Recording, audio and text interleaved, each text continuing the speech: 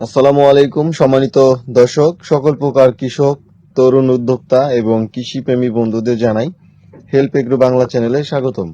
তো এখানে আপনাদেরকে যে জিনিসটা দেখাইতেছি, চারার একটা বিশাল মজুদ। আমার এরকম যে এই যে শেডটা দেখতেছেন, এরকম 6টা শেড আছে এবং শেডের বাইরেও আপনার খোলা আকাশের নিচে চারা দিছি, সেটা আরো বেশি ভালো হয়েছে। তো এই চারাগুলো আপনার অরিজিনাল মানিকগঞ্জের শাহী পেঁপের চারা।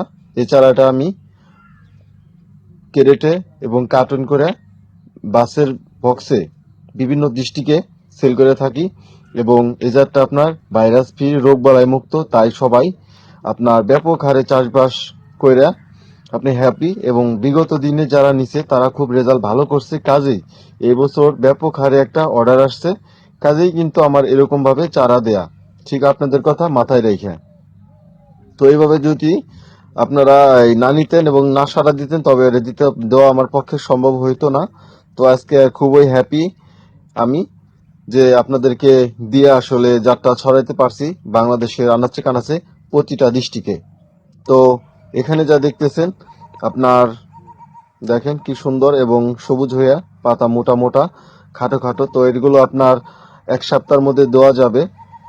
আর এরকম মনে করেন যে আমার এই যে যে এটা আমার তৃতীয় ধাপে দেয়া, 2 ধাপে দিচ্ছি, ওগুলো বিক্রি হয়ে গেছে। এটা আমার তৃতীয় ধাপে দেওয়া। এখন আমার 70,000 মতো চারা ছোট বড় নিয়ে আসলে আছে। তো যেগুলো কিনা আপনার একেবারেই উপযোগী অবস্থা হইতেছে ধীরে ধীরে। যেহেতু আপনারা জানেন যে শীতকাল, পেঁপের চারা শীতে খুব বাড়ে, কম, একেবারেই বাড়ে না, শীতে খুব কম বাড়ে। তো এই জাতটা এমন একটা সুপার জাত যেটা কিনা আসলে রোগ বলাই মানে কোনো কিছুই নাই। একবার লাগাইলে আপনারা 2 থেকে আড়াই বছর পর্যন্ত পেঁপে গাছে মানে চাষবাস করতে পারেন এবং 2 বছরের মধ্যে কোনো রকম আপনার গাছ খালি থাকবে না, গাছ ভর্তি পেঁপে থাকবে এবং যথেষ্ট হারে। এই জন্যই বলতেছি বিভিন্ন রকমের জাত আছে। তো সেই জাতগুলো আপনারা চাষ করলে 2 বছর পর্যন্ত রাখতে পারবেন না, 1 বছরে আপনার মাথা কুকড়ায় বুকড়ায় শেষ হয়ে যাবে হয়তো। এরকম আমরা দেখছি এবং চাষও করছি। তো যে যারটা রেজাল্ট ভালো সেটা নিয়েই কাজ করি, ঠিক আপনাদের কথা মাথায় রেখে। এই জন্য দেখেন এই যে এগুলো দিছি খোলা আকাশের নিচে।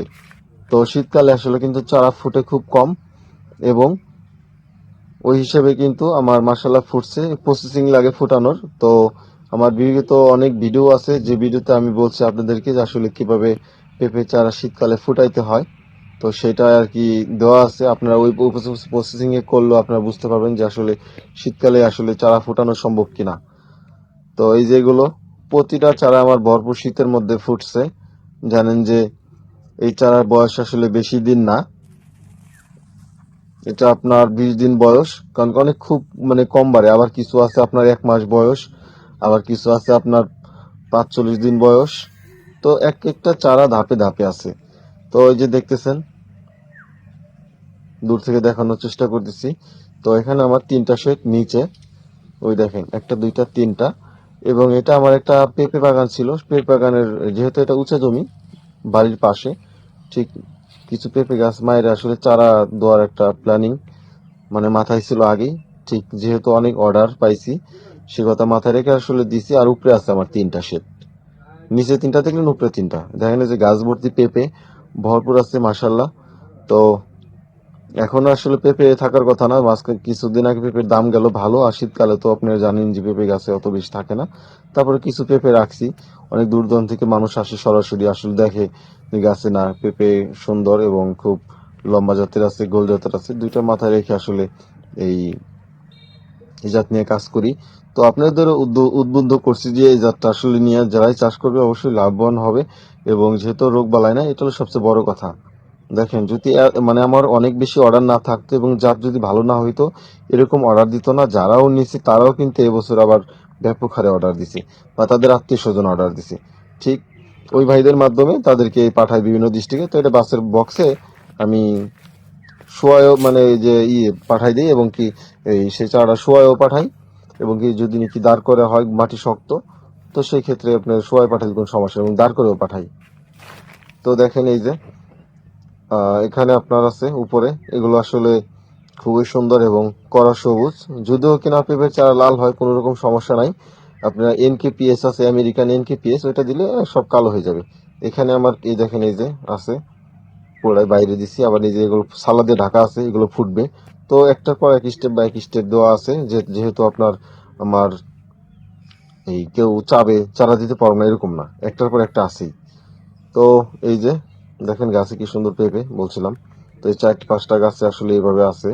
আর বাদ বাকি গাছে ছিঁড়ছি, যেহেতু মাঝখানে পেঁপের দাম ভালো একটা রেজাল্ট গেছে। 26 টাকা, 25 টাকা, 26 টাকা দাম গেছে। এবার বেশি, আবার কয়দিন আগে 18 টাকা গেছে।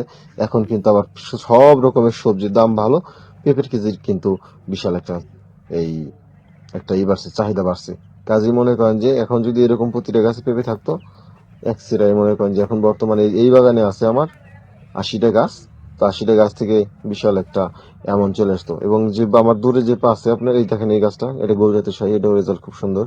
আমার মোট পেঁপে চাষ আছে এবছর এক জায়গায় হলো 3.25 বিঘা, আর এই জায়গায় আছে আমার 1 বিঘা। তো 1 বিঘাতে মায়ের ফেলে দিচ্ছে, আমার এখন মাত্র 80টা গাছ আছে জায়গায় জায়গায়। যেহেতু নার্সারি করছি, সেই ক্ষেত্রে গাছ মারাই লাগছে।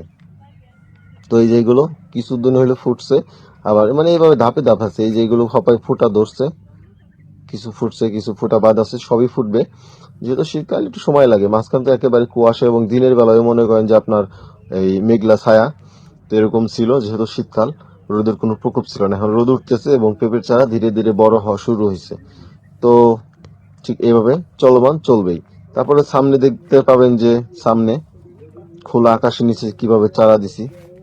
এই যে কুশিগুলো আছে, কুশিগুলো সব ঠিক থাকবে। এই যে যেটা বলছিলাম কিনা, খোলা আকাশের নিচে। এই দেখেন, এই যে এখানে আমার আছে আপনার 25,000 চারা খোলা আকাশের নিচে। একদম মনে করেন যে এই চারা আছে বেশি শক্ত এবং টাইট, মনে হয় যে আমি অ্যামিস্টার টপ দিছি বা বিভিন্ন রকমের ছত্রাকনাশক, পচননাশক দিছি, এই জন্য এত বেশি কড়া এবং শক্ত। আসলে আমি কিছুই দেইনি। খোলা আকাশের নিচে এই চারাগুলো আপনি হার্ডি এবং শক্ত। কাজেই মনে করেন যে এই পেঁপের চাহিদাটা খুবই বেশি।